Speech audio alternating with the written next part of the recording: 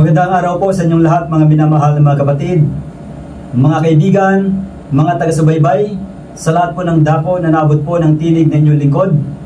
Tayo po mga minamahal na mga kapatid, mga kaibigan, ay dadako po sa isang mahalagang pag-aaral sa oras na ito. Ngunit bago po natin simulan ang ating pong pag-aaral ng salita ng Diyos, tayo po muna ay manalangin.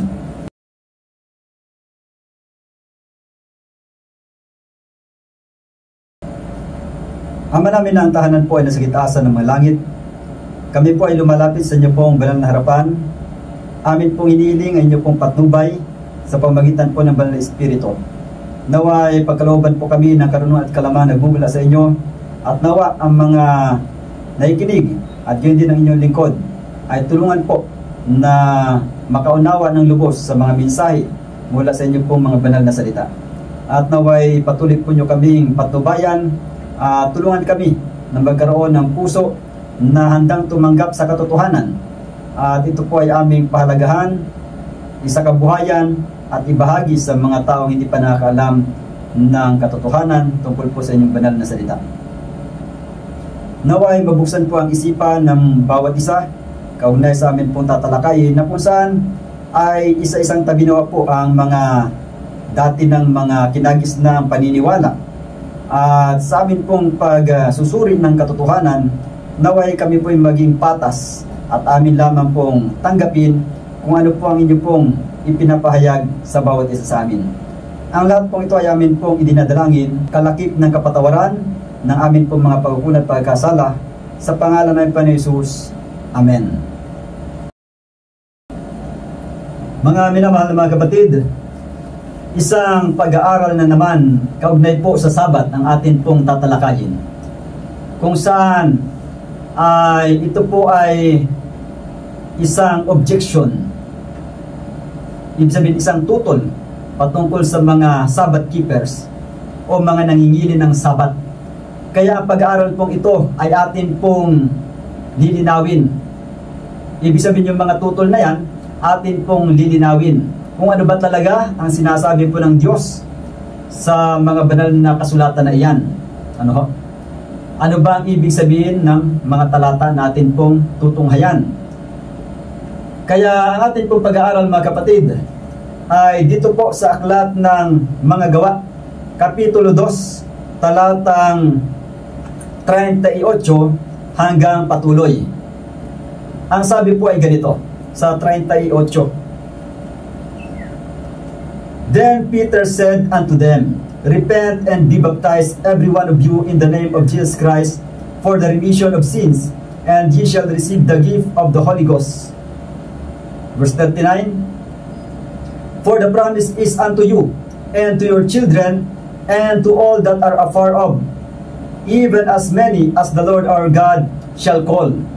And with many other words did he testify and exhort, saying, Save yourselves from this untoward generation.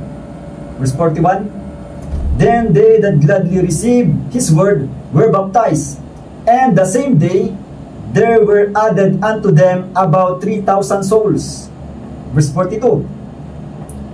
And they continued steadfastly in the apostles' doctrine, and fellowship, and in breaking of bread, and in prayers.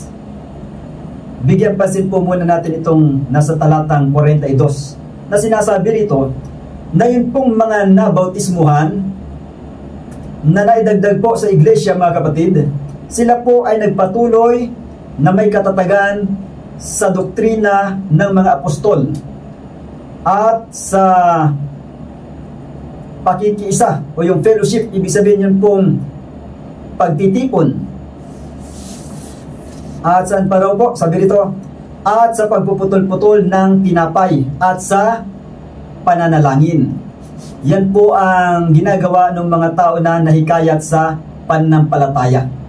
Nabunga nga po ng pangaral ng mga alagad at sa tulong po ng Banal na Espiritu, ang mga taong ito ay nagpasya na sila po ay tumanggap sa ating Panginoong Jesus bilang kanilang tagapagligtas. At atin pong pansinin dito na sila po ay nanatiling matibay sa doktrina, gayon din sa pakikisama o pakikiisa, at sa pagpuputol-putol ng tinapay at sa pananalangin.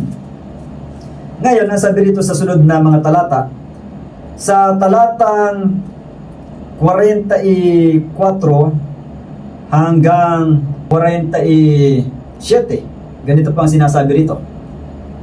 And all that believed were together and had all things common, and sold their possessions and goods, and parted them to all men as every man had need. And they, continuing daily with one accord in the temple, and breaking bread from house to house, did eat their meat with gladness and singleness of heart, praising God and having favor with all the people. And the Lord added to the church daily such as should be saved. Ang talatang ito po, mga kapatid, ay nagsasabi na yun pong mga taong nahikayat sa pananampalatayang Kristyanismo, sila po ay nagsama-sama. At yung kanilang mga ibinenta ng mga ari-arian, ang pinagbentahan nito ay ibinigay sa iglesia. At lahat po ay nakikinabang doon po sa mga pinagbentahan nito. Ibig sabihin ay patas po ang pamamahagi ng mga tinatangkilik ayon doon sa kanilang mga pinagbentahan. At dito po mga kapatid, ang sabi rito doon sa verse 6, at sila ay nagpatuloy araw-araw na nagkakaisa doon sa templo.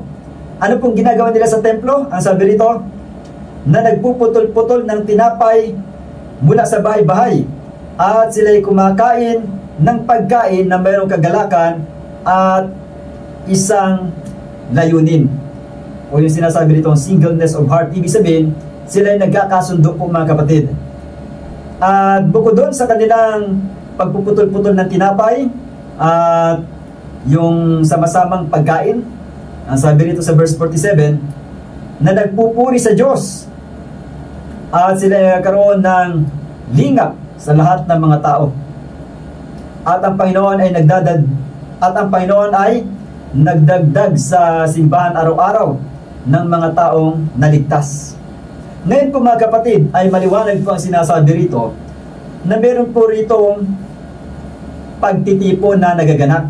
Meron pong pagtitipon na nagaganap. Saan po? Sa templo. At hindi lang po sa templo, kundi sa mga bahay-bahay, kung saan ang mga Kristiyano po mga kapatid ay nagpuputol-putol ng tinapay, sila ay nagpupuri sa Panginoon, sila ay nananalangin. Ngayon po mga kapatid, ay nais kong linawin ang talatang ito. Bagaman ito'y malinaw na, subalit sa isipan ng iba, ito po ay nagkakaroon ng ibang kahulugan, na ang kanilang nagiging pakahulugan sa talatang ito ay wala na ang Sabat. Ang Sabat daw ay inalis na, kaya kahit anong araw na ang maging pagsamba. At sa tagpong ito ay ginagamit po ito ng ilang mga mangaral na kung saan ay kahit araw-araw ay pwede na nga daw maging pagsamba. Kaya yung Sabat ay inalis na. Yun po ang argumento mga kapatid, na dahil pwede nang sumamba araw-araw, ay inalis na raw ang Sabat. Kaya atin po nga alamin mga kapatid, kung ang araw ba ng Sabat ay inalis na sa bagong tipan nang si Kristo po ay naipako na doon sa krus. At yun ba ang araw-araw na pagsambang ito ay naging kapalit na ng araw ng Sabat. Upang atin pong maunawaan ito mga kapatid, ay dapat tayo merong katanungan.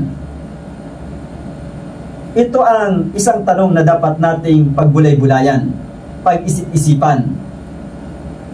Ito bang araw-araw na pagsambang ito? Hindi ba ito nangyayari sa panahon ng lumang tipan? At bago pa man si Kristo namatay, hindi ba nangyayari yung araw-araw na pagtitipon doon sa templo? Para sabihin ang Sabat ay wala na? Aalamin po natin mga kapatid. Kaya samahan po ninyo ako sa atin pong pagtuklas ng mga talata na ito po'y balansin nating paghahambingin. Kung totoo ba na itong nangyayaring ito na araw-araw na pagtitipon ay pwede nang gawing katuwiran upang sabihin ang Sabat ay inalis na. Kaya kahit anong araw ay pwede na magtipon. Ano ho? Titingnan po natin.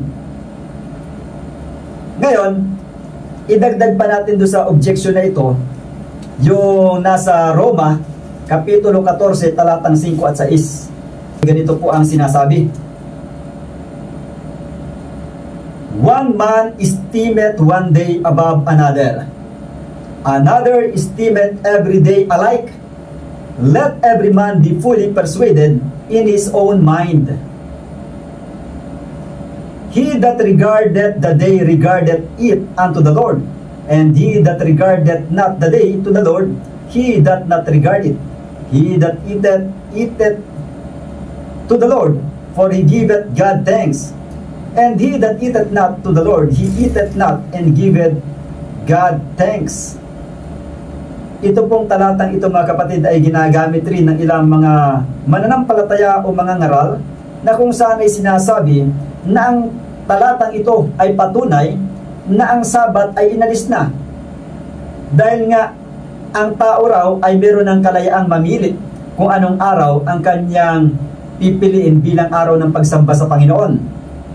Pwede raw na isang araw, anumang araw yan sa buong sanglinggo, at pwede rin daw na lahat ng araw ay gawing banal na araw para sa Panginoon bilang kapalit nung 7th day Sabbath.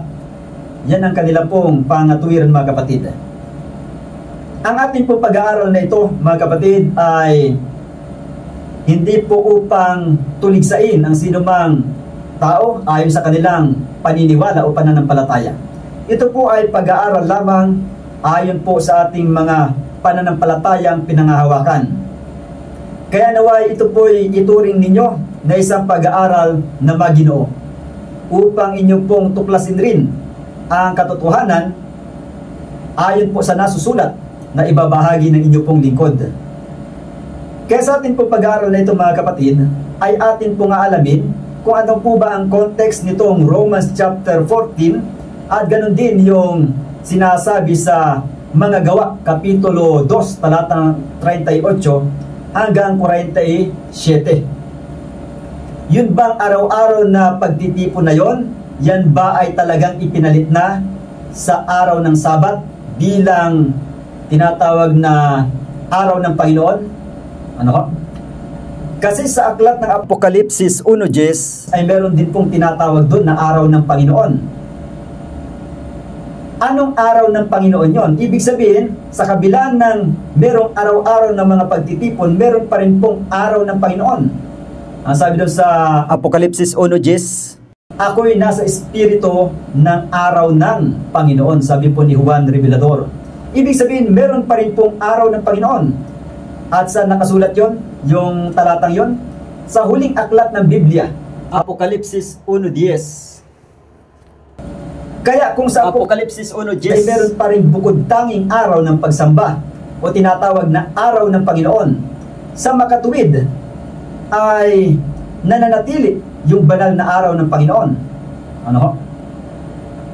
At sa kabila ng mga araw na ito na pwedeng sumamba ang tao, kagaya ng binanggit sa Gawa Kapitulo 2, talatang 38 hanggang 47, at ganyan din po dito sa Roma Kapitulo 14, talatang 5 at 6, bagaman meron pong mga talata dito nagsasabi na pwedeng magtipon-tipon ang mga mananampalataya sa kahit anong araw, pero hindi po sinasabi dito na yung Sabat ay inalis na.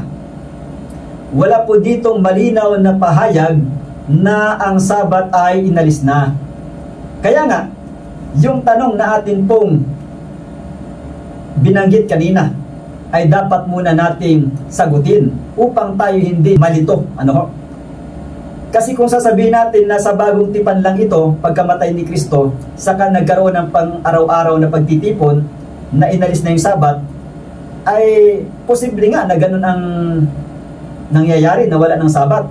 Pero dapat alamin natin kung ano po ba ang katotohanan, sapagkat hindi rin pwedeng mag-contradict doon sa Apokalipsis 1:10 na merong araw ng Panginoon.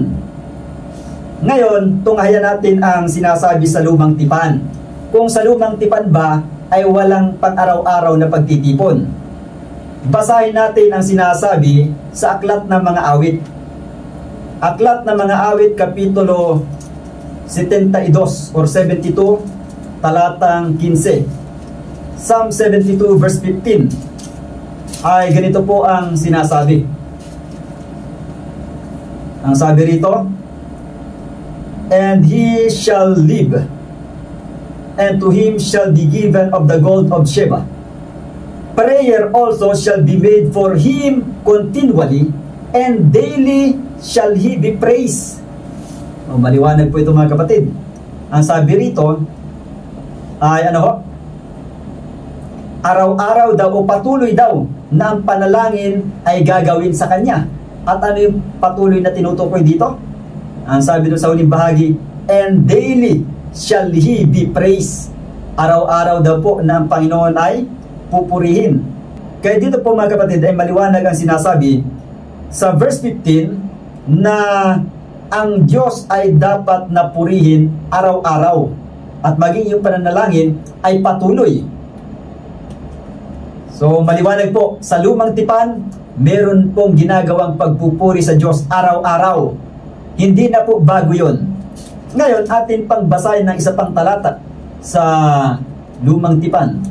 Isaiah chapter 58 verse 2. Ano ba ang sinasabi rito mga kapatid? Ganito po ang sinasabi sa Isaiah chapter 58 verse 2. Ang sabi rito, "Yet they seek me daily and delight to know my ways, as a nation that did righteousness and forsook not the ordinance of their God. They ask me of the ordinances of justice. They take delight in approaching to God." Kailan daw po ito ginagawa? Itong sinasabi ritong paghanap sa Panginoon at malugod sa kanyang mga gawa o mga landas. Ang sabi rito, "They seek me daily." Ayan, araw-araw pong hinahanap ang Panginoon. At ano po sabi rito sa huling bahagi? "They take delight in approaching to God." Ano ba yung context nito na they take delight in approaching to God? Bukod sa araw-araw itong ginagawa, pero meron pa rin special na araw dito. Pagdating sa verse 13, ang sabi rito, "If thou turn away thy foot from the Sabbath, from doing thy pleasure on my holy day, and call the Sabbath a delight, the holy of the Lord honorable, and shalt honor him, not doing thine own ways, nor finding thine own pleasure, nor speaking thine own words." Verse 14, "Then shalt thou delight thyself in the Lord, and I will cause thee to ride upon the high places of the earth, and feed thee with the heritage of Jacob thy father, for the mouth of the Lord hath spoken it." Paano raw po magkakaroon ng delight or kaluguran ang tao sa Panginoon? Ang sabi rito sa talatang 13 ay kung iingatan po ng tao ang Sabat, na siya hindi gagawa ng kanyang sariling mga gawain o sariling lakad o sariling kalayawan. Kaya yung sinasabi po sa talatang 2 ng 58 ng Isayas, na sabi rito, "Yet they seek me daily and delight to know my ways." Ibig sabihin, araw-araw po nararanasan ng tao itong kaluguran sa mga daan ng Panginoon o sa kanyang mga landas. Kaya maliwanag na pagsapit rin ng Sabat, sila po'y malulugod sa Panginoon, magpupuri sa Panginoon, hindi gagawa ng sariling mga gawa, hindi pupunta sa kanilang sariling mga lakad. Maliwanag po ito, sa Lumang Tipan, meron na pong ginagawang araw-araw na pagpupuri sa Panginoon, araw-araw na paglapit sa Panginoon. Kaya hindi po tinututulan nyo ng Biblia, na totoo naman talaga na araw-araw tayo dapat na magpuri sa Panginoon. Hindi na po yan bago. Ngayon, sa panahon naman ni Kristo, atin pong tunghayan, nung siya ba'y hindi pa napapako sa cross, ay siya ba'y hindi nagtutungo doon sa templo araw-araw? O siya araw-araw ay naroon sa templo kasama ng iba pang mga tao? Tandaan natin ito, hindi pa siya napako sa cross. Kasi ang objection ng ibang mga tao, nung si Kristo raw ay namatay na sa cross, na ipako na daw ang Sabat doon sa cross. At nung siya nabuhay na maguli, linggo na raw po ang araw ng Panginoon bilang banal na araw. Pero sa banal na kasulatan ay wala pong ganong kahit anino man ng pagbabago ng araw ng pagsamba mula sa Sabado papuntang Linggo. Ano ho? Ngayon ay atin na pong tunghayan ang sinasabi po sa aklat ng Mateo, Kapitulo 26, talatang 55. Ang sabi po, "In that same hour, said Jesus to the multitudes, Are ye come out as against a thief with swords and staves for to take me? I sat daily with you, teaching in the temple, and ye laid no hold on me." Ayan po ang sabi ng Panginoon Jesus. Ang sabi niya dito sa Mateo 26, talatang 55, nung siya po ay huhulihin na ng mga tao na kung saan ay kasama ng mga saserdote, sapagkat ibinintangan ni Judas ang kanyang Panginoon doon sa mga saserdote. At yung mga saserdote kasama ng maraming mga tao ay pumunta doon kay Kristo upang siya ay dakipin. Ngayon ang sabi ng Panginoon Jesus dito sa Mateo 26 talatang 55, "Kayo ba'y naparito laban sa isang magnanakaw na kayo mayroong dalang mga tabak at mga panghampas upang ako'y kunin?" Tapos sabi niya, "Ako'y nauupong kasama ninyo araw-araw na kayo'y tinuturuan sa templo at ako'y hindi ninyo dinadakip." Maliwanag po mga kapatid, araw-araw si Kristo naroon sa templo. At hindi lang siya mag-isa. Marami pong mga tao araw-araw naroon din sa templo. Ano pong ginagawa? Nag-aaral sila ng salita ng Diyos, mga kapatid. Kaya hindi po totoo na yun pong araw-araw na pagsamba ay nangyari lamang nung si Kristo ay nabuhay ng maguli. Hindi po. Kundi bago pa man siya ipako sa krus, ay araw-araw na siya nagtuturo sa templo kasama po yung mga tao. Ito'y sa version ni Mateo. Ay tingnan naman natin yung version ni Marcos. Marcos 14 talatang 49. Ganito naman po ang sinasabi dito mga kapatid. Marcos 14 talatang 49, ang sabi dito, "I was daily with you in the temple teaching, and ye took me not, but the scriptures must be fulfilled." Ayan, ang sabi ni Kristo ay ganoon din. Ano sabi ni Marcos sa kanyang tala o yung sa kanyang salaysay na sinabi ni Kristo ay ganoon pa rin po. Ano? Ang sabi niya, "Ako ay araw-araw nakasama ninyo sa templo na nagtuturo, at hindi nyo ako kinukuha o dinadakip. Ngunit ang mga kasulatan ay kinakailangang maganap o matupad." Kaya maliwanag po mga kapatid na araw-araw talaga siya po ay nasa templo. Pangalawang saksi na ito si Marcos. Tingnan naman po natin si Lucas. Sa kanya pong patotoo kung si Kristo nga ba talaga ay araw-araw na naroon sa templo, na nagtuturo sa mga tao. Dito po sa Lucas 22 talatang 53 ay ganito naman po ang sinasabi. Lucas 22 talatang 53, "When I was daily with you in the temple, ye stretched forth no hands against me, but this is your hour and the power of darkness." Ayon po sa salaysay ni Lucas, si Kristo raw po ay araw-araw na naroon sa templo. Ngunit hindi nga po siya dinadakip. At ayon kina Mateo at Marcos nga sa ating nabasa kanina, ay nagtuturo po si Kristo sa mga tao doon sa templo. Ibig sabihin, nagkakaroon ng pagtitipon po doon sa templo araw-araw bago pa man po siya ipako sa krus. Kaya ito po yung napakaliwanag mga minamahal na mga kapatid, na yung pong pagtitipon araw-araw, yan po hindi na bago. Yan po ay dati na. Sa lumang tipan nga, ayon sa ating binasang talata kanina, sa Aklat ng Mga Awit, Kapitulo 72, talatang 15, at maging sa Aklat ng Isayas, 58, talatang 2, ay araw-araw pong pinupuri ang Panginoon. Kaya dito sa panahon naman ni Kristo, araw-araw po ay meron ding pagtuturo na nagaganap doon sa templo. At si Kristo nga ang nagsasagawa rin ito. Ay hindi na po bago mga kapatid, yun pong araw-araw na pagkakatipon. At hindi rin po sinasabi ng Panginoon Hesus na sinira niya ang Sabat, sapagkat sa Mateo 12 talatang 12, yung kanyang ginagawang pagpapagaling sa araw ng Sabat ay hindi po labag sa utos. Ito raw ay lawful, ibig sabihin ito ay ayon sa utos. Ano? Hindi niya sinabi na sinira ko na ang Sabat, kundi ang meron lamang akusasyon nun ay yun pong mga Hudyo. Ano? Kaya kung inaakusahan natin si Kristo na sinira niya ang Sabat, ibig sabihin tayo nakikiisa sa mga Hudyo na nag-akusa kay Kristo na sinira niya ang Sabat. Wala pong ganun mga kapatid na sisirain niya o sinira niya ang Sabat.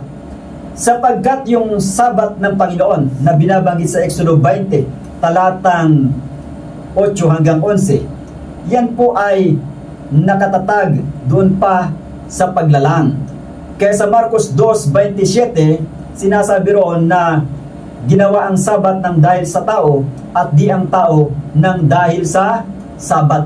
Kaya ang anak ng tao ay Panginoon din naman ng Sabat.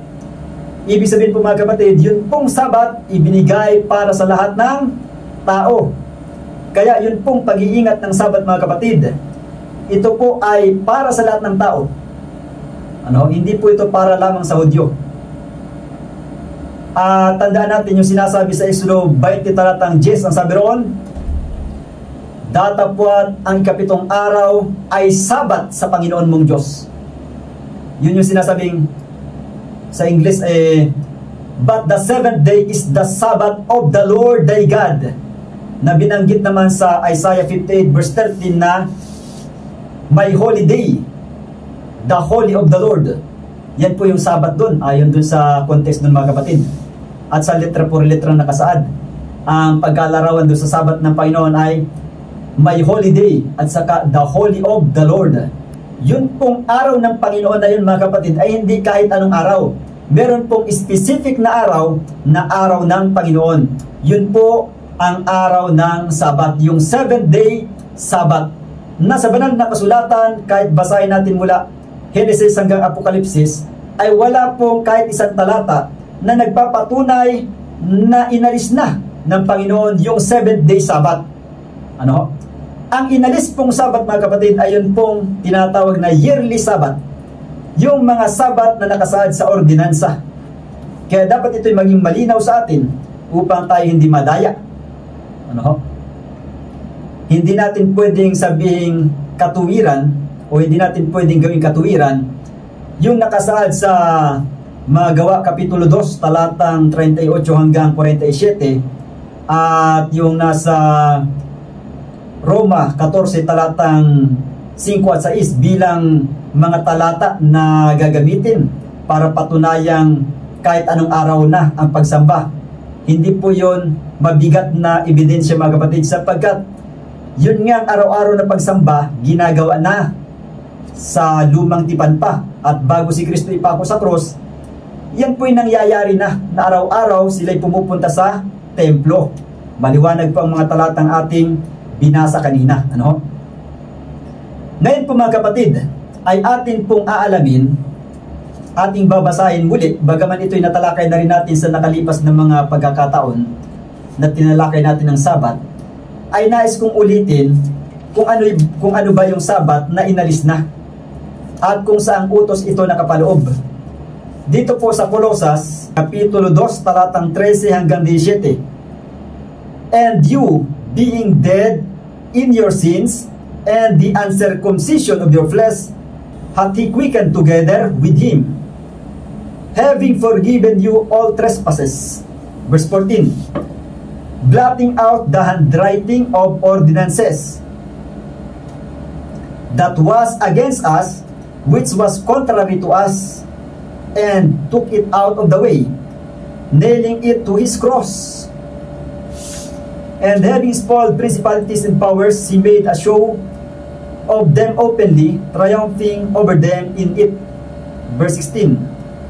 Let no man therefore judge you in meat, or in drink, or in respect of a holy day, or of the new moon, or of the Sabbath days. which are a shadow of things to come, but the body is of Christ. Ito pong Sabat na ito, mga kapatid, na binabanggit sa talatang ito, ito po ay nakapaloob sa mga ordinansa. Kaya nga kasama po dito yung pagtutuli, binanggit sa talatang 13. Ano? Ito pong Sabat na ito, mga kapatid, ay seremonya na Sabat. Kabilang yan doon sa tinatawag na mga pagtutuli at iba pang mga seremonya na paghahandog. Ano? Yan po ang inalis na, yan po yung handwriting, mga kapatid. Yan yung isinulat doon sa aklat. Yan ay ordinansa lamang. At ito po'y anino ng mabubuting bagay na darating. Samantalang yung 7-day Sabbath ng Panginoon, yan po'y hindi anino ng mabubuting bagay na darating. Yan po ay ibinigay na sa tao bago pa man ang tao magkasala. Kasi sa Genesis chapter 2 verses 1 to 3, ang Panginoon ay nagpahinga sa ikapitong araw na anupat pinagpala ng Panginoon at pinakabanal ang ikapitong araw. At ano yung ikapitong araw na yon? Ayon sa Exodo 20 talatang 10. Yun po yung ikapitong araw, yun po yung Sabat ng Panginoon, mga kapatid. At ano yung Sabat ng Panginoon na yon? Ayon sa Spanish Bible na Reina Valera, ang sabi ron, recuerda el día sábado para guardarlo en santidad. So yun pong Sabat doon, mga kapatid, Sabado po yun. At sa Nueva Version International na Spanish Bible, ang sabi ron ay acuérdate del día sábado para santificarlo. Kaya maliwanag po, mga kapatid, na yun pong Sabat na yun, na ikapitong araw, ay Sabado. At yan po yung Lord's Day na binabanggit sa Apokalipsis Kapitulo 2, talatang 10. Ibig sabihin, merong specific na araw ang Panginoon. Yun po yung kanyang banal na araw, na yun ay tanda sa kanyang bayan. Tanda ng pagpapakabanal. Ngayon po, mga kapatid, ay ipagpatuloy natin itong usapin dito sa Colosas Kapitulo 2, talatang 13 hanggang 17, na merong Sabat dito na kabilang doon sa mga utos na seremonyal, kasama na ngayong pagtutuli. Ibig sabihin, meron pong dalawang klase ng utos, mga kapatid. Yung kautusan ni Moises na yun po'y pinawi na, yung kautusang mga seremonyal kasama yung pagtutuli, ano? At meron namang kautusan na ito'y umiiral pa, na doon ay nakapaloob yung ika-4 na utos na yung araw ng Sabat, weekly Sabat, hindi po yearly Sabat. Yung yearly Sabat, yan po yung sa ordinansa, mga kapatid. Yan po ay laban sa atin. Yan po ay pamatok, ano? Pamatok ng pagkaalipin. Basahin natin ang sinasabi sa aklat ng Galatia, Kapitulo 5, talatang 1 hanggang 4. Ganito po ang sinasabi dito, mga kapatid, sa Galatia 5, talatang 1 hanggang 4. Stand fast therefore in the liberty wherewith Christ hath made us free, and be not entangled again with the yoke of bondage. Ano ba yung yoke of bondage dito, mga kapatid? Ano bang utos ito na sinasabing yoke of bondage? Tayo raw ay pinalaya na ni Kristo mula dito sa yoke of bondage. At ano ang mangyayari kapag sinusunod pa natin itong yoke of bondage na ito? At ikukumpara naman natin ito mamaya doon sa isang utos. At anong mangyayari kapag sinunod natin yung utos na yon? Okay, pagpatuloy natin itong sinasabi rito. Sa verse 2, behold, I, Paul, say unto you, that if ye be circumcised, Christ shall profit you nothing. Ang context pala nitong utos na ito, mga kapatid, ayun pong utos na kinabibilangan nitong pagtutuli. Ito yung binabanggit sa Colosas Kapitulo 2, talatang 13 hanggang 17, na ito pong ordinansang ito o itong mga utos na ito po yung inalis na. Kaya nga mayroong mga Sabat doon na kasamang inalis, kasama ng pagtutuli. Ipagpatuloy pa natin sa verse 3. For I testify again to every man that is circumcised, that he is a debtor to do the whole law. Verse 4. Christ is become of no effect unto you, whosoever of you are justified by the law, ye are fallen from grace. Maliwanag po ito mga kapatid, na yun daw pong mga tao na nagsisikap na sila'y ariing ganap sa pamagitan ng pagsunod sa utos na ito, sila daw po ay nahulog sa biyaya. Kaya ang tao pong nagsisikap na sumunod dito sa kautosan ito na seremonyal, hindi po talaga aariing ganap, kasi yun ay pamatok ng pagkaalipin ayon sa verse 1. Ano? Sabi nito, whosoever of you are justified by the law, ye are fallen from grace. Yun daw pong inaaring ganap sa pagsunod sa kautosan ayon dito ay nangahulog mula sa biyaya. Ang tanong, meron bang utos na kapag sinunod ay nag-aaring ganap sa tao? Meron po mga kapatid. Hindi po kinukontra ni Apostol Pablo ang kanyang sarili. Itong talatang ito sa Galatia Kapitulo 5, talatang 4, ito po mga kapatid ay sulat ni Pablo. Ano? At sa talatang 5, ipagpatuloy pa natin. Ano? Galatia 5, talatang 5, ang sabi rito, for we through the Spirit wait for the hope of righteousness by faith. Ayan. Yun pong ating pag-asa mga kapatid, ay yun pong katuwiran ni Kristo sa pamagitan ng pananampalataya. At ibig sabihin, kapag ating sinampalatayanan yung katuwiran ni Kristo, tayo po ay susunod sa kanyang utos. Bibigyan tayo ng Panginoon ng kapangyarihan na masunod ang kanyang mga utos. At tayo po ay inaaring ganap sa pamagitan nito mga kapatid, nung utos na 10 utos ng Panginoon. Pero itong utos ng pamatok na ito, ng pag-aalipin, ito yung hindi nag-aaring ganap.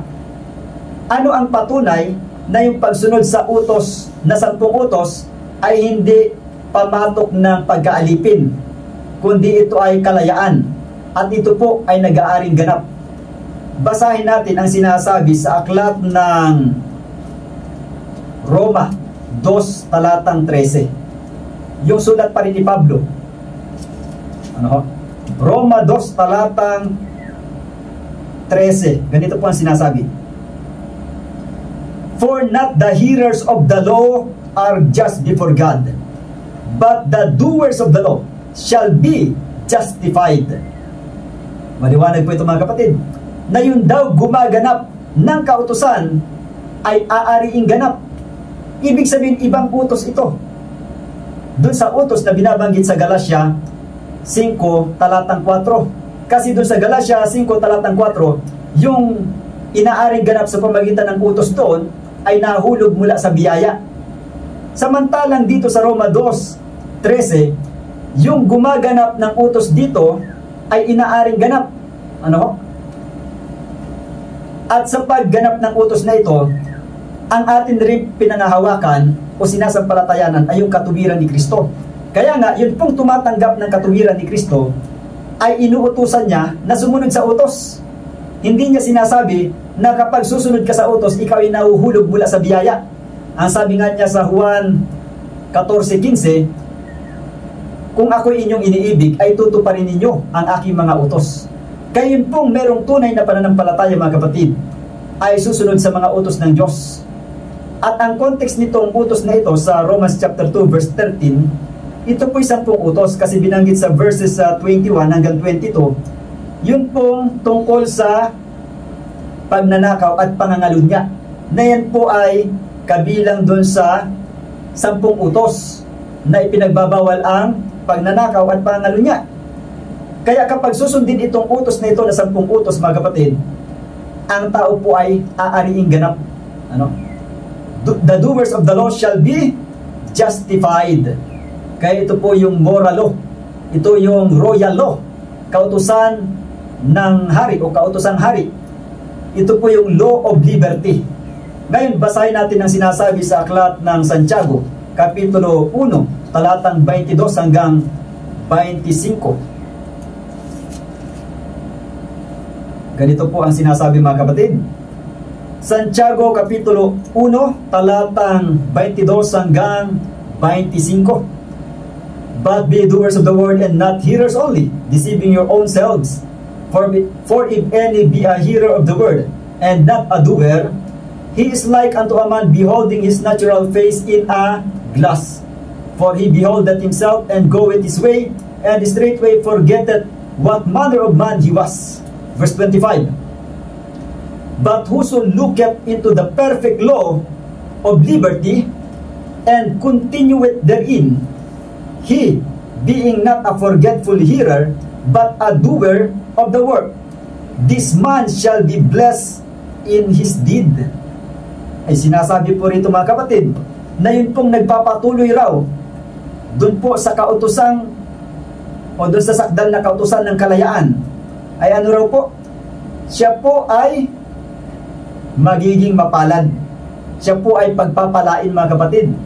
So hindi po nahuhulog sa biyaya, yun pong nagpapatuloy sa utos na ito, na kautusan ng kalayaan, na taliwas dun sa utos na binabanggit sa Galatia 5, talatang 1 hanggang 4, na yung kautusan doon ay pamatok ng pagkaalipin. At yung susunod doon ay hindi po aariing ganap. Sila po ay nahulog mula sa biyaya.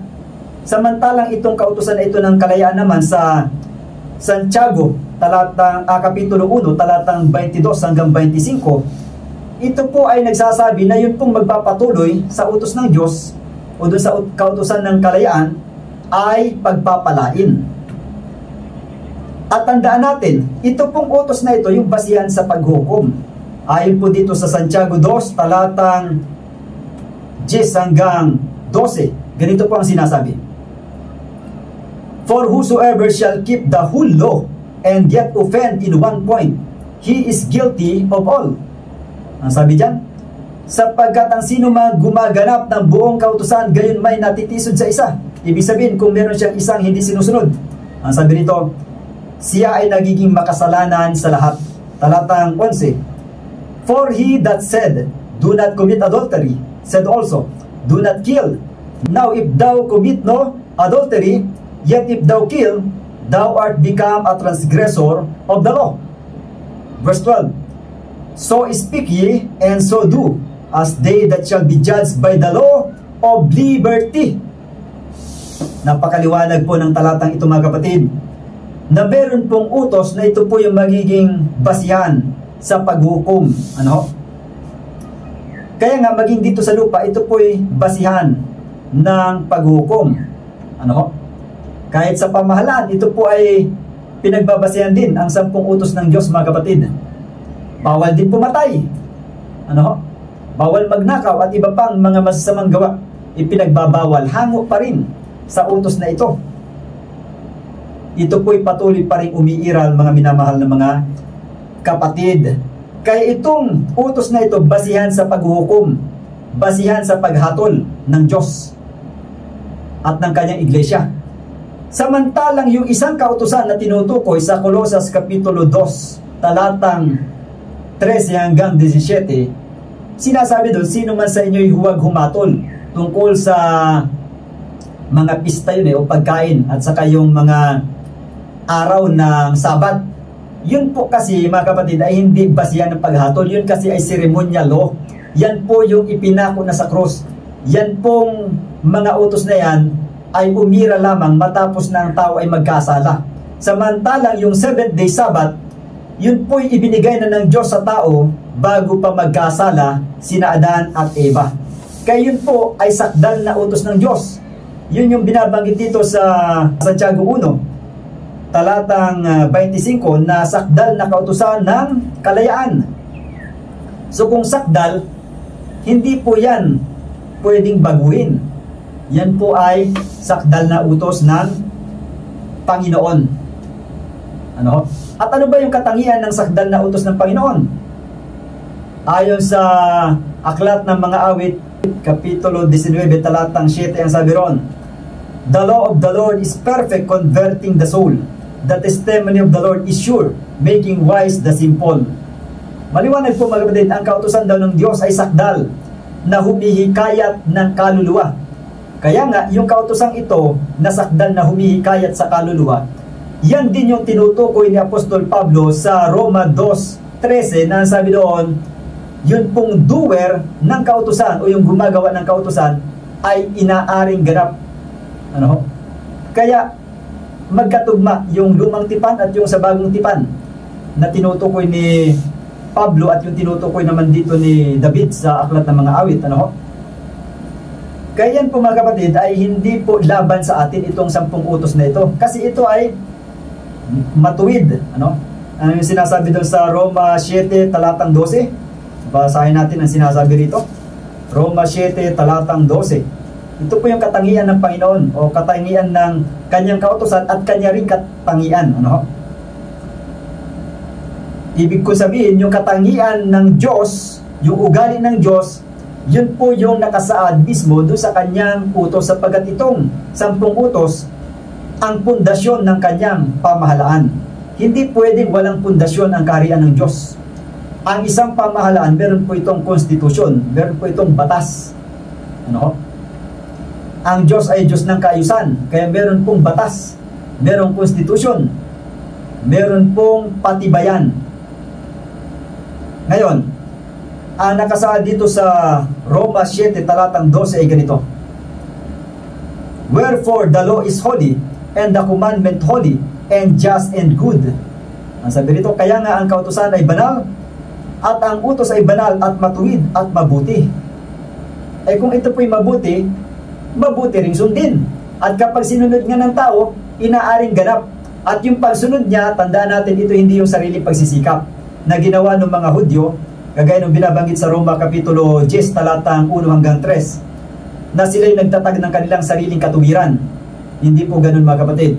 Ang tinutukoy po dito mga kapatid na pagsunod sa utos ng Diyos, ayun pong sasampalatayanan natin yung katuwiran ni Kristo, yung binabanggit sa Roma Kapitulo 5 talatang 12 hanggang 19, na sa pamagitan ng pagsunod ng isang tao, si Kristo po yun, ay nagsisipaghari sa katuwiran at buhay ang mga sumasampalataya. Yan po ang ibig sabihin mga kapatid. Sapagkat ang sinasabing katuwiran, ibig sabihin niyan ay pagsunod sa kautusan. Kapag sinabing righteousness, ibig sabihin niyan ay obedience to the law. At ang kabaligtaran niyan, yung unrighteousness is sin. Ayon sa 1 John 5:17, all unrighteousness is sin. Lahat daw ng kalikuan ay kasalanan. Ano yung kasalanan? 1 John 3 verse 4. Ang sinumang gumagawa ng kasalanan ay sumasalangsang din naman sa kautusan, sapagkat ang kasalanan ay ang pagsalangsang sa kautusan. Kaya maliwanag po, yun pong kasalanan na tinatawag na paglabag sa kautusan, yan ay unrighteousness, kalikuan. Sa makatuwid, yung kabaliktaran nito ay katuwiran. At yung katuwiran ay pagsunod po sa kautusan. Kaya yun pong naging pagsunod ni Kristo sa utos mga kapatid, yun po ang dapat nating sampalatayanan, sapagkat tayong lahat ay hindi po nakaabot sa sakdal na ugali ng Diyos. Lahat po ay nagkasala. Ayon sa Roma 3:10, walang matuwid, wala kahit isa. Roma 3:23, sapagkat ang lahat ay nangagkasala nga at hindi nakaabot sa kaluwalhatian ng Diyos. Kaya yung tinutukoy na pagsunod dito na inaaring ganap, ayun pong pagsampalataya natin sa katuwiran ni Kristo. At kung tayo po ay sumampalataya nga sa katuwiran ni Kristo at meron tayong tunay na pagsampalataya, tayo po ay susunod sa kanyang mga utos. Kaya yan nga po yung sinasabi rin sa aklat ng Santiago Kapitulo 2, na yun pong meron pong tunay na pananampalataya mga kapatid ay hindi po maniniwala lang, kundi tutupad sa kanyang mga utos. Ito ay sa Santiago Kapitulo 2 talatang 14 hanggang 26, na yun pong pananampalatayang walang gawa, ito raw ay patay. At mapapansin nyo rito mga kapatid, yun pong gumagawa na pananampalataya ang inaaring ganap. Ano? Ang sabi rito sa verse 18 dito sa Santiago 2:18 hanggang 18 sa talatang 21 tapos 22 tapos 24. Ang sabi po ay ganito: Yea, a man may say, Thou hast faith and I have works. Show me thy faith without works, and I will show thee my faith by my works. So meron pong mga gawa dito tinutukoy. At sabi rito sa verse 21, was not Abraham our father justified by works when he had offered Isaac his son upon the altar? Verse 22, seest thou how faith wrought with his works, and by works was faith made perfect. Verse 24, ye see then how that by works a man is justified, and not by faith only. So maliwanag po ito mga kapatid. Na yun pong tinutukoy dito mga kapatid na tunay na panampalataya, ito po yung mayroong gawa. Ano yung gawa? Yun po yung pagsunod sa kautusan. Ay paano po ang tao maibibilang na nakasunod sa kautusan ng Diyos? Bagaman ang tao po ay hindi matuwid at lahat ay nagkasala, ang atin pong pag-asa ay yun pong pananampalataya ni Jesus na binabanggit sa Apokalipsis 14 talatang 12 na sinasabi ron, narito ang pagtitiyagan ng mga banal na nagsisitupad sa mga utos ng Diyos at may pananampalataya ni Jesus. Yun pong pananampalataya ni Jesus, kapag ating sinampalatayanan yun, tayo po'y ibinibilang na nakasunod sa utos ng Diyos at bilang mga inaring ganap ng kanyang katuwiran na ating sinampalatayanan, tayo po'y tinuturuan niya na magpatuloy sa pagsunod sa kanyang mga utos. Hindi niya sinasabi na tayo nahuhulog mula sa biyaya kapag tayo sumusunod sa kanyang mga utos. Sino po yung nahuhulog sa biyaya? Yun pong mga tao na sinusunod yun pong kautusan na pamatok ng pagkaalipin na binabanggit sa Galatia 5 talatang 1 hanggang 4. Yun po yung mga kautusang seremonyal na hindi na dapat gawin ng mga mananampalataya. Kasi ang context nun, meron pa rin mga hintel sa panahon ni Pablo na sila ay gustong mag-adapt nung ginagawa ng mga Hudyo na naghahandog pa ng mga hayop at maging ng pagtutuli. Kaya nga binanggit doon sa talatang 3 ng Galatia Kapitulo 5. Galatia Kapitulo 5 talatang 2 at 3 pala yung binabanggit mga kapatid, na nabanggit doon yung pagtutuli. So yun pong kautusan doon ay yung pong kautusan na kinabibilangan ng pagtutuli. Sa makatuwid, yun pong Sabat doon ay kabilang din doon sa mga ceremonial Sabbaths na yun po ay inalis na mga kapatid.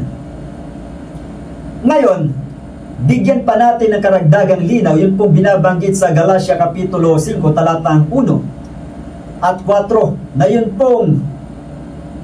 pong kautusan doon na binabanggit na kapag sinunod ng tao, ang tao raw ay nahuhulog sa biyaya. At yung kautusan nga binanggit doon, sabi ay pamatok ng pagkaalipin. Ay itong kautusan na binabanggit sa Roma 8, ito po hindi pamatok ng pagkaalipin kung susundin ng tao. At inaaring ganap pa nga ang tao kung susundin ito. Ayon sa Roma 2:13 na atin ang nabasa kanina. Atin po ngayong babasahin ang sinasabi rito sa Roma 8, talatang 1, tapos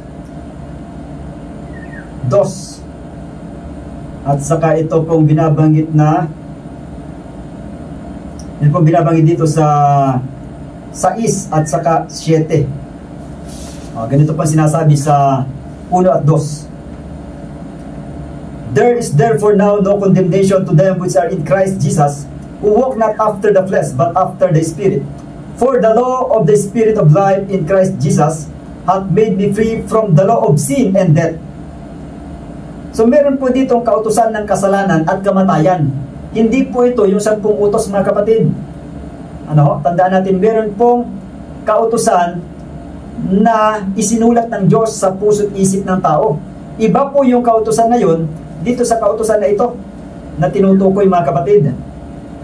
Kaya mamaya mas malilinawan natin ito mga kapatid, kung ano ba yung magkaibang utos na yan na sinasabing law of sin and death.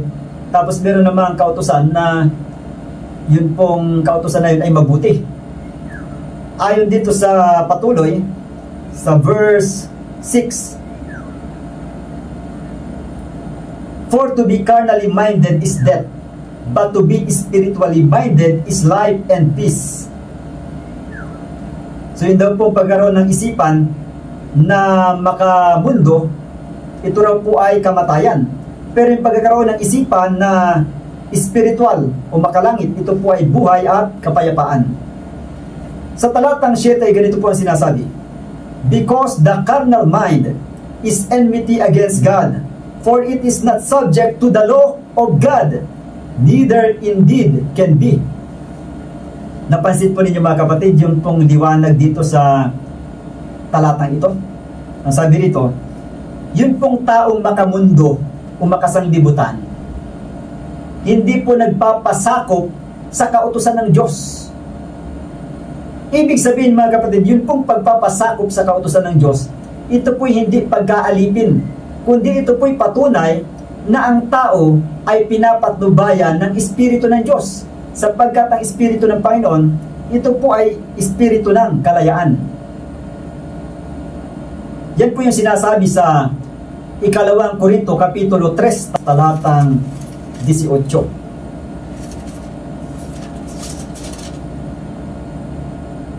Ang sabi rito, o simulan natin sa verse 17.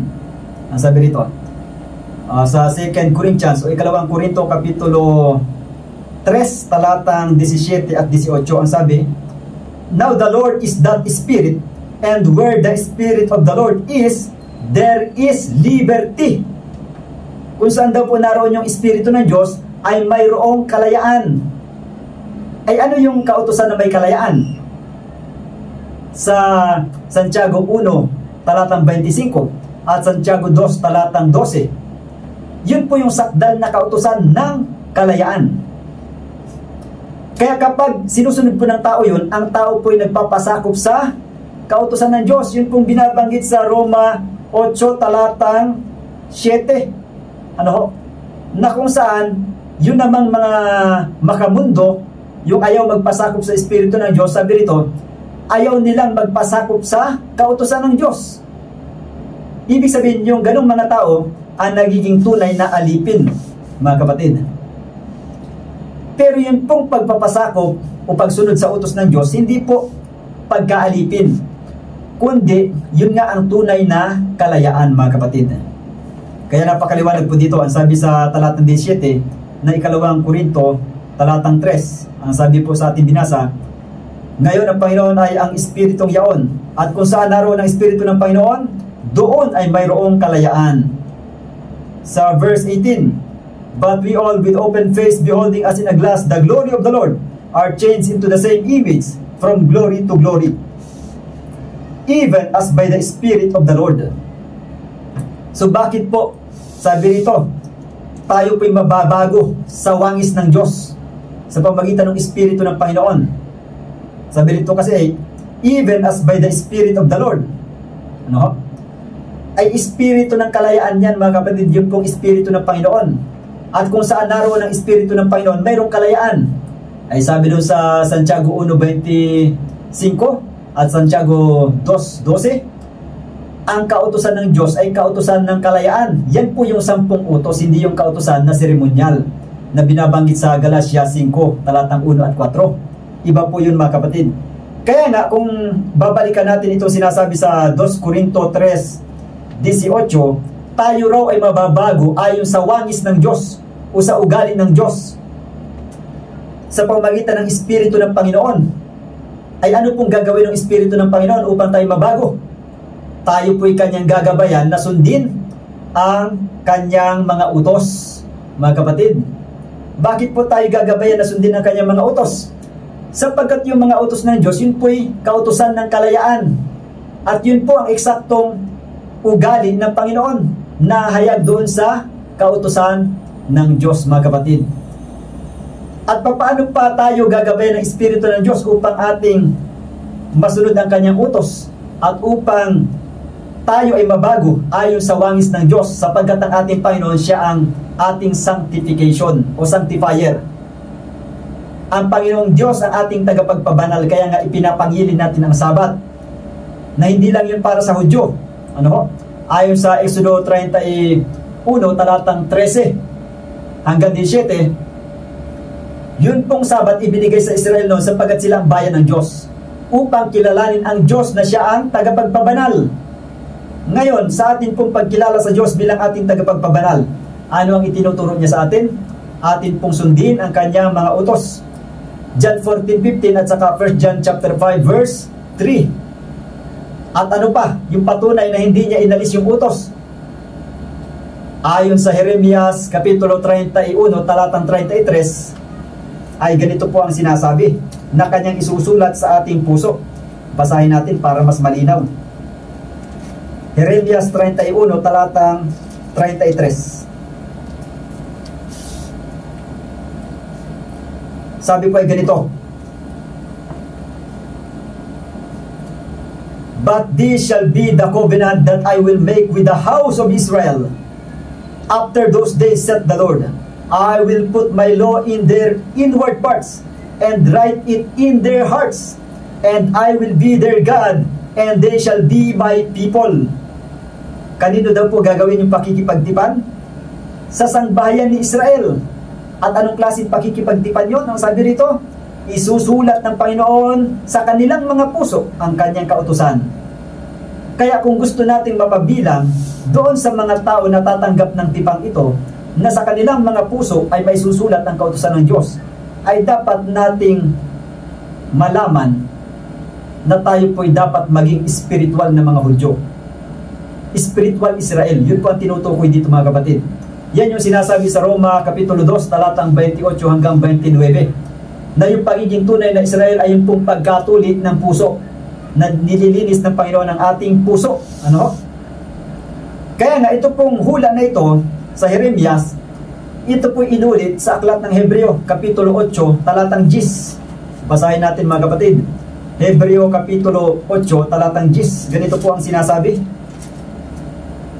Ang sabi rito, For this is the covenant that I will make with the house of Israel. After those days, saith the Lord, I will put my laws into their mind, and write them in their hearts, and I will be to them a God, and they shall be to me a people. Ang tanong mga kapatid, tayo po ba ay kabilang sa iglesyang ito? Kayo po ba ay kabilang sa iglesyang ito? Na ito ay house of Israel. Kaya kung sasabihin natin na para lamang sa Hudyo yung 10 utos ng Diyos, kabilang na yung Sabat, ibig sabihin ay tinatanggihan din natin yung pong tipan ng Diyos sa Israel, na sa kanilang mga puso isusulat ng Diyos ang kanyang mga utos. Ano? Kaya dapat po nating tanggapin yung 10 utos ng Diyos kung nais nating tanggapin yung kanyang pakikipagtipan.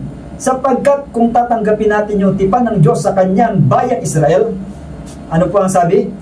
Isusulat ng Panginoon sa ating puso yung kanyang mga utos. Sa pamagitan nino? Sa pamagitan po yan ng Espiritu ng Diyos mga kapatid. Kaya nga, maliwanag po ang sinasabi dito po sa aklat ng unang Korinto Kapitulo 7 talatang 19. Ganito po ang sinasabi mga kapatid, na dito po ay pinapatunayan na yun pong utos ng Diyos ay hindi po nawala, at ito po'y umiiral pa rin mga kapatid. Ang nawala daw ay yung pagtutuli, o ibig sabihin yung bilang ordinansa. Ibig sabihin, ang tao ay may kalayaan magpatuli ka o hindi, hindi na yan basihan upang ang tao ay ariing ganap. Yun po yung inalis na, yung kautusang yon. Kaya dito sa unang Korinto Kapitulo 7 talatang 19 ay ganito po ang sinasabi. Simulan natin sa verse 18 pala. Unang Korinto 7 talatang 18 tapos 19. Ang sabi rito, Is any man called being circumcised? Let him not become uncircumcised. Is any called in uncircumcision? Let him not be circumcised.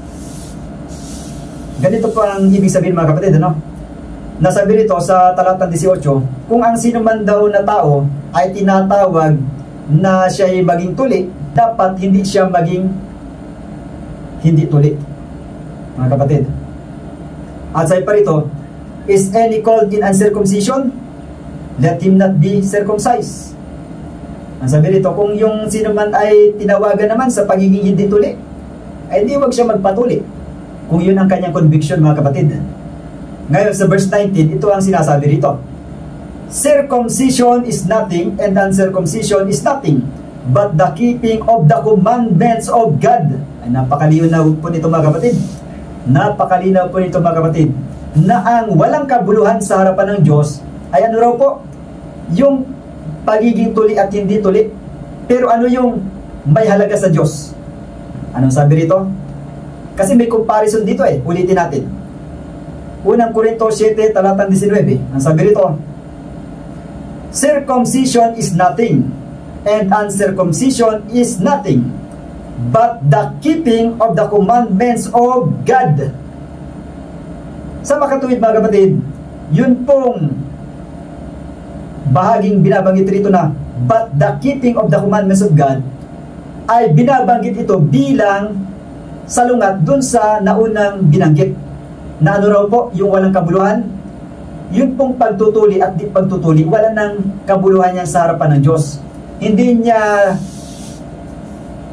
niya ginagawang basihan sa tao yun pong pagiging tuli o hindi tuli, kundi yun pong pagsunod sa utos, mga kapatid. Kaya napakaliwanag po nito na nagpapatunay na ang utos ng Diyos ay hindi nawala.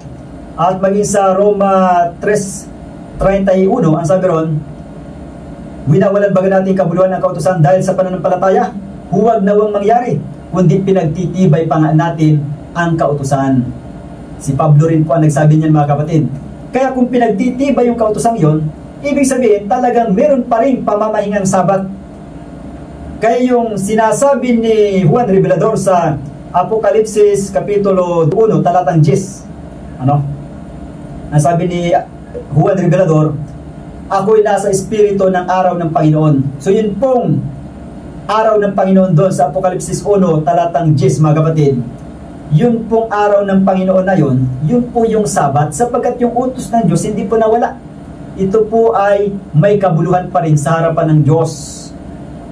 At hindi tayo nahuhulog sa biyaya kapag ito'y ating sinusunod. Tayo mahuhulog sa biyaya kung tayo ay sumusunod pa doon sa mga kautosang seremonyal, sapagkat yun ay hindi para sa atin. At walang sino mang inaaring ganap kapag susundin yun. Pero yun pong kautosan ng Diyos na moral law, royal law, ang tao po'y inaaring ganap kapag sinusunod ito sa pamagitan ng pananampalataya ni Kristo na dapat sampalatayanan ng tao. Totoo na hindi rin inaaring ganap ang tao na nagsisikap na sumunod sa 10 utos sa pamagitan ng kanyang sariling katuwiran. Hindi po yun karapat-dapat. Ang tinatanggap dito, yun pong pagsunod na sumampalataya sa katuwiran ni Kristo o yung pananampalataya ni Kristo na iniingatan ng mga banal. Ayon sa Apokalipsis 14, talatang 12. Yun pong pananampalataya ni Kristo na yun po yung pananampalataya na sumusunod sa utos ng Diyos at hindi po nagiging alipin ng kautusan. Kundi nagpapasakop nga sa kautusan. Ayon sa Roma 8, talatang 6 at 7. Ang ayaw magpasakop sa kautusan ng Diyos, yan po yung mga makasanglibutan. Pero yun pong spiritually minded, ang sabi roon, sila yung nagpapasakop sa kautusan ng Diyos. Pagin sa Roma Kapitulo 7 ay binanggit po ni Pablo yung sinasabi roon na kautusan na kasalanan. Iba yung kautusan ng kasalanan na yon na binabanggit rin sa Romans 8 verse 2 na sabi roon, for the law of the Spirit of life in Christ Jesus hath made me free from the law of sin and death. Yun pong law of sin and death, iba yan dun sa kautusan na 10 utos. Kasi itong law of sin and death, ito yung tinutukoy ni Pablo dito sa Romans chapter 7 verses 7 hanggang patuloy. Meron dito dalawang klase ng kautusan. Pansinin ninyo sa Romans chapter 7 verse 7, what shall we say then? Is the law sin? God forbid. Nay, I had not known sin but by the law. For I had not known lust except the law had said, thou shalt not covet. Maliwanag po mga kapatid. Yun pong kautusan dito sa Romans chapter 7 verse 1, ito yung kautusan ng kalayaan, ito yung 10 utos. Na sabi rito, ang kautusan bagay kasalanan, ang sabi rito, huwag nawang mangyari. God forbid, ang sabi rito.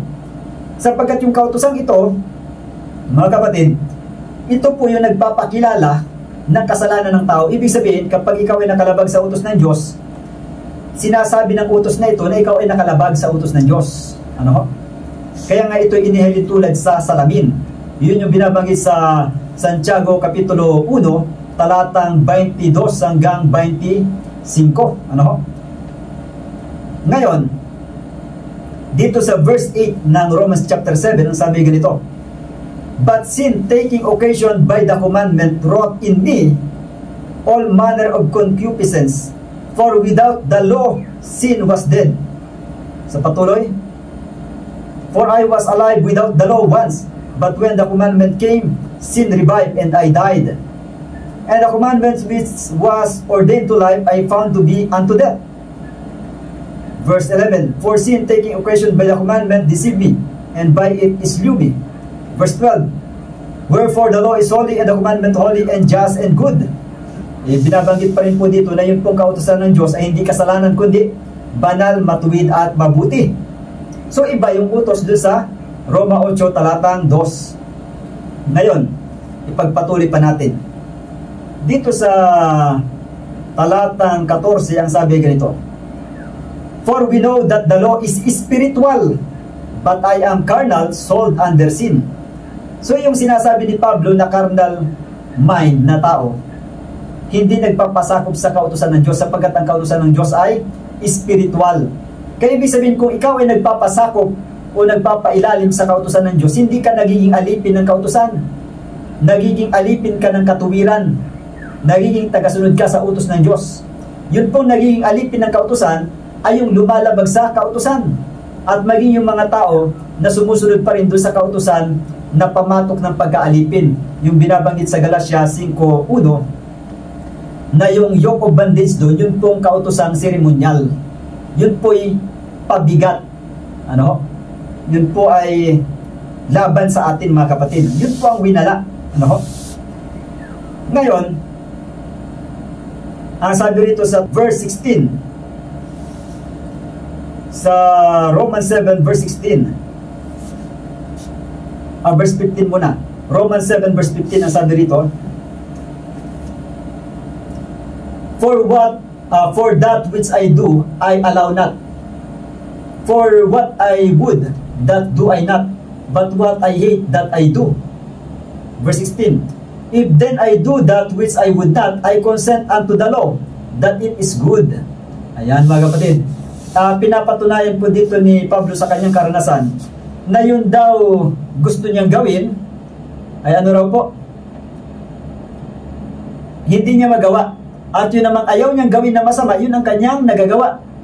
Sa verse 16, kung akin nga nagagawa, yung ayaw kong gawin, ang sabi rito, ako'y nagpapasakop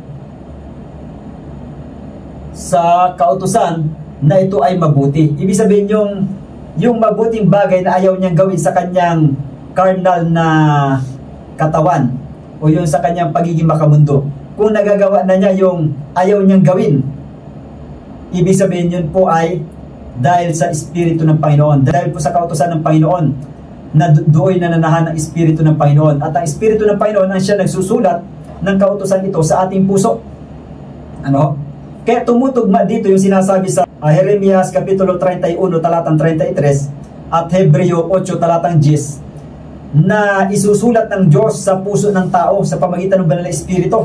Ano? Isusulat niya yung kanyang mga utos sa puso ng tao.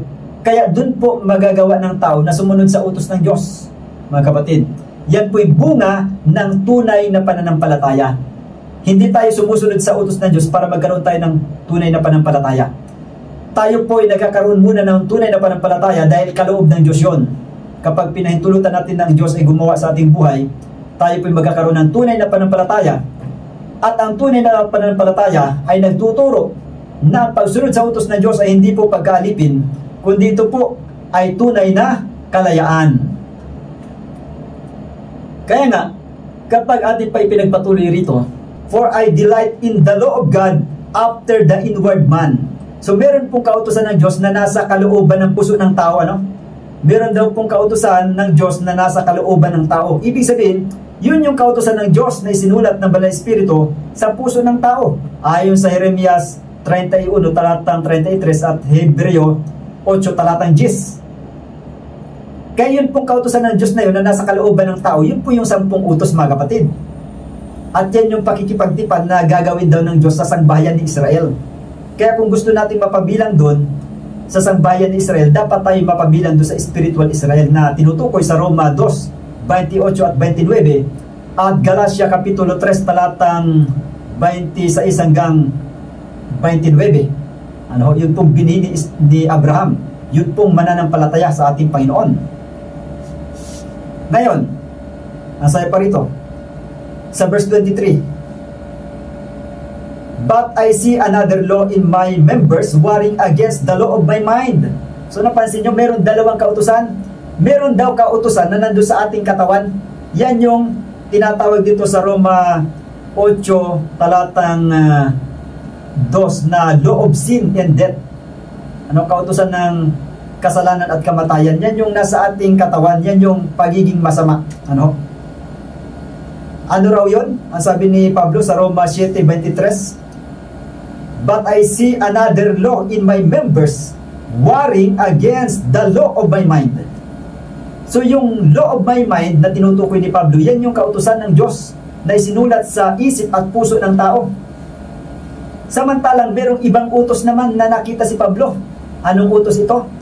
Ito yung utos ng kasalanan. Ibig sabihin, ito po yung pagiging masama ng tao, mga kapatid. Yan po yung tinutukoy dyan. At yan yung tinatawag na ministry of death. Yan po yung inalis sapagkat sa lumang tipan, yun pong lalabag sa utos ng Diyos, binabato, pinapatay. Yan po yung inalis, mga kapatid. Pero yung utos ng Diyos na natili pa rin. At sabi pa rito,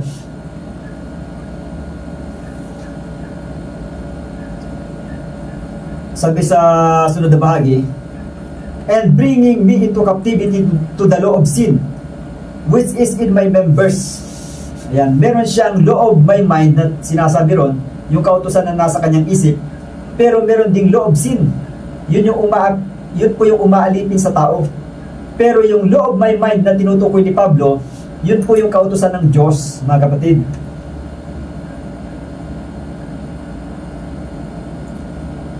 Dito pa sa verse 25, ang sabi rito, I thank God through Jesus Christ our Lord.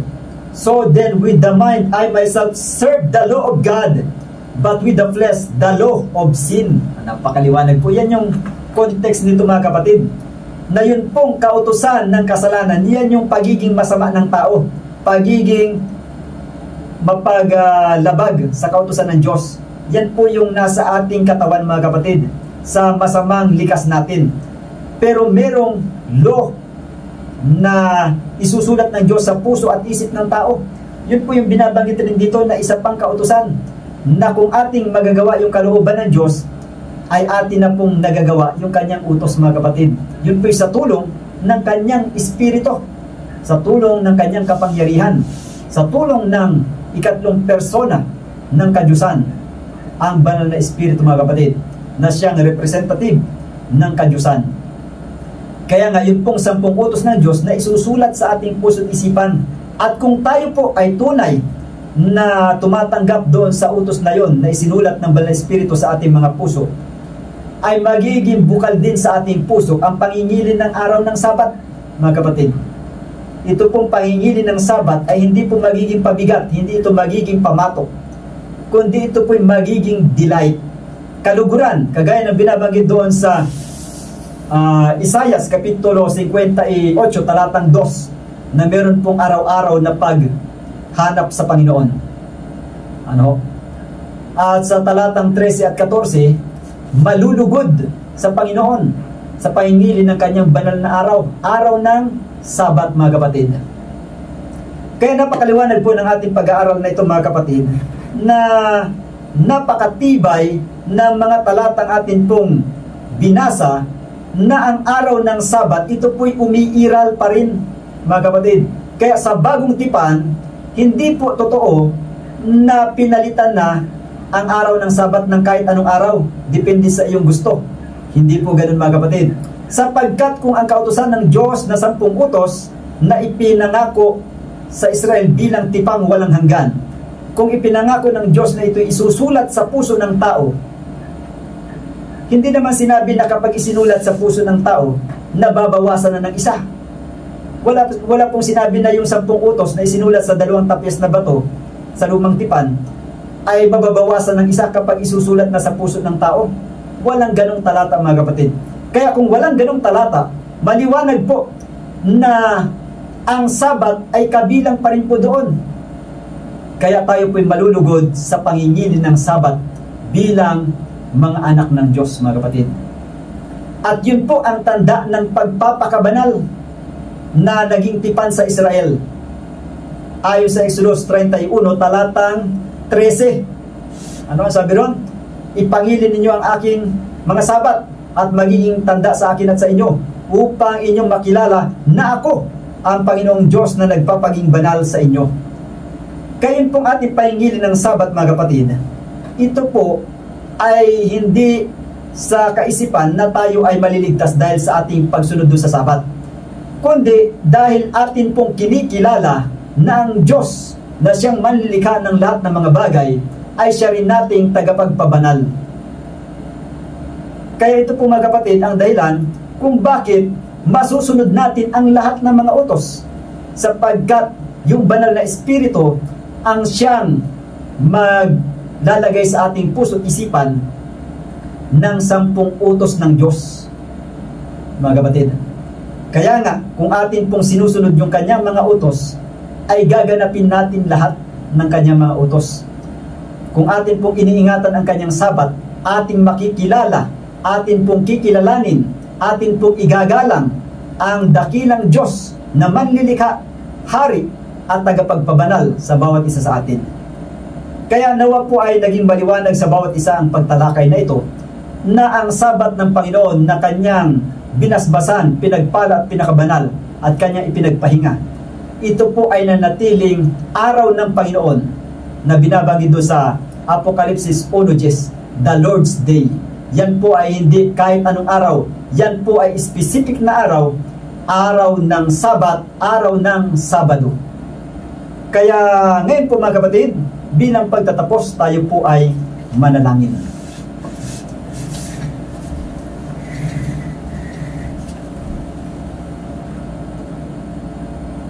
Ama namin ang tahanan po na sa kitaasan ng mga langit, maraming salamat po sa mga mensahe namin pong natunghayan sa oras na ito. Nawa ito po ay maikintal sa amin pong puso't isipan, at tawa ang mga nakapanig ng mensahe ito ay nabuksan na po ang kanila pong puso't isipan. Nawa sila po ay patuloy na magsaliksik ng personal, nang sa ganoon ay hindi lamang po nila narinig at napakinggan, nalaman ang pag-aaral na ito, kundi sila na po ay mismo makapagpatunay ng katotohanan na nahayag sa inyo pong banal na kasulatan.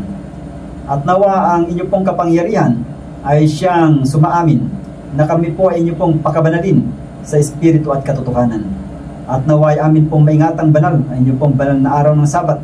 At ito po hindi nawa sa tuwing ika-7 araw lamang ng sanglinggon ng inyo pong kabanalan ay amin pong maranasan, kundi sa bawat araw ng aming buhay ay amin po kayong kilalanin bilang aming Panginoon na tagapagpabanal, at ang inyong pong kapangyarihan ay amin pong patuloy na gunitain, lalong higit sa araw ng Sabat. At naway ang inyong pong presensya ang patuloy po namin makasama. Naway pagpalain po ang bawat isa, saan man po naroon ang amin pong mga taga-subaybay. Naway ang inyong pong banal na Espiritu ang siyang pupuspo sa kanila. Ang lahat po ito ay amin pong dalangin sa pangalan ng Panginoon Jesus. Amen.